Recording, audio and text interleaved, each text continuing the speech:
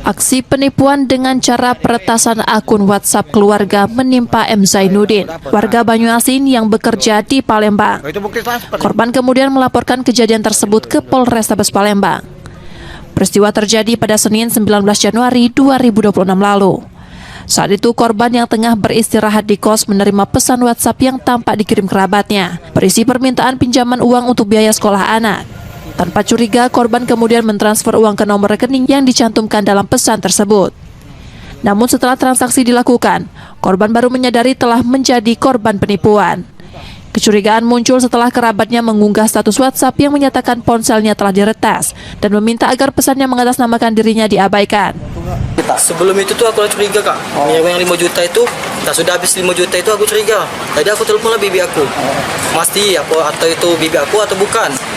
Jadi sudah habis itu tuh, aku tuh telepon. Tapi suaranya hampir mirip, Kak. Sama cak bibi aku. Atau aku siso nih ada 1 juta nih lah kata aku. Sisanya aku nak bayar kosan cak ini lah. Ya udah apa. Nah itu posisinya rami. Kayaknya pas apa posisi di kantor apa mana lah. Kayaknya rami. Nah sudahnya aku kirim lah 1 juta. Nah sudah ada 1 juta tuh baru dia mau status. Akibat kejadian tersebut, uang tabungan korban sebesar 6 juta rupiah raib. Polisi telah menerima laporan dan kini melakukan penyelidikan untuk mengungkap pelaku. Yudi Kiswanto, Kompas TV, Palembang, Sumatera Selatan. Kantor Wali Kota dan gedung DPRD Kota Bengkulu. Aksi tersebut dilakukan sebagai bentuk kekecewaan terkait permasalahan tempat pembuangan akhir yang sudah over kapasitas. Tumpukan sampah ini menimbulkan bau tidak sedap dan juga mengganggu aktivitas para ASN yang bekerja di pusat pemerintahan Kota Bengkulu. Aksi petugas pengangkut sampah ini dianggap memalukan karena dilakukan di kantor pusat pemerintahan tanpa pemberitahuan. Terkait persoalan TPA, Pemkot menyebut sudah menganggarkan perbaikan TPA air sebakul, namun semuanya harus berproses. Sebelumnya, mediasi sudah beberapa kali dilakukan, namun para sopir menganggap Pemkot lamban mengatasi persoalan ini.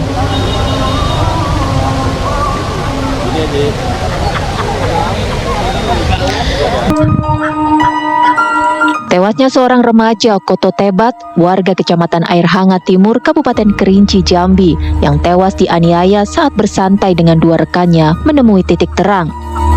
Tim forensik melakukan otopsi atas jasad Raffi, remaja berusia 18 tahun.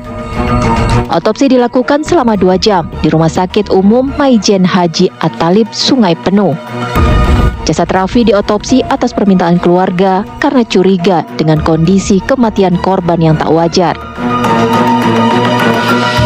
Tidak hanya itu, pihak keluarga juga ingin mengetahui pasti penyebab kematian korban. Sebelumnya, Raffi dinyatakan meninggal dunia pada Minggu malam setelah diduga dianiaya dengan cara dipukul dan ditendang hingga tersungkur ke dalam parit oleh terduga pelaku berinisial SS yang merupakan teman dan tetangga korban. Saat ini terduga pelaku sudah diamankan di Polres Kerinci untuk pemeriksaan dan mengungkap motif penganiayaan.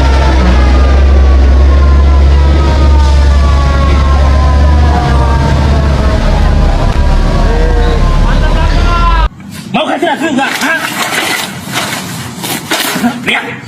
Lihat. Kamu kena tuntut. Kalau kamu nggak bisa bayar ini, nggak bisa ganti rugi ini, masuk kantor polisi kamu. Sebuah video yang memperlihatkan dugaan aksi main hakim sendiri oleh sejumlah oknum aparatur pemerintah daerah di Lampung viral di media sosial. Peristiwa tersebut disebut-sebut dipicu oleh insiden sepele, yakni sebuah mobil yang tersenggol sepeda milik seorang kakek hingga mengalami lecet ringan.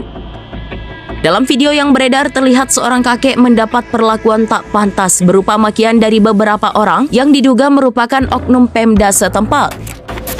Insiden itu menuai kecaman publik lantaran dinilai tidak sebanding dengan kerugian yang terjadi. Informasi yang beredar menyebutkan kejadian tersebut berlangsung di wilayah Lampung Timur. Lihat. Kalau kamu nggak bisa bayar ini, nggak bisa ganti rugi ini, masuk kantor polisi kamu. Salah satu akun Instagram yang membagikan video tersebut adalah @lampung.viral dan unggahan itu dengan cepat menyedot perhatian warganet.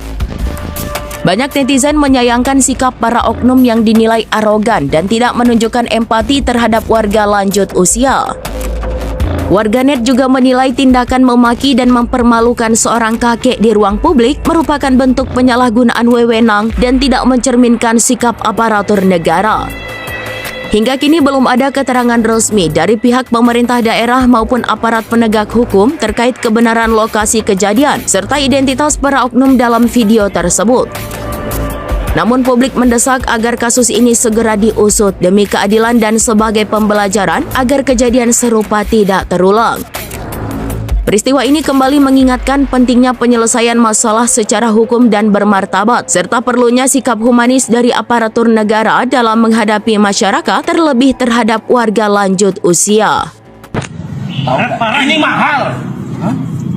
Tapi saya nggak sengaja. Kamu gak usah nggak sengaja. Kamu udah tahu ini ada mobil. Harusnya lewat ini kamu. Lewat sana. Hei, mau kasih hasil nggak? Hah?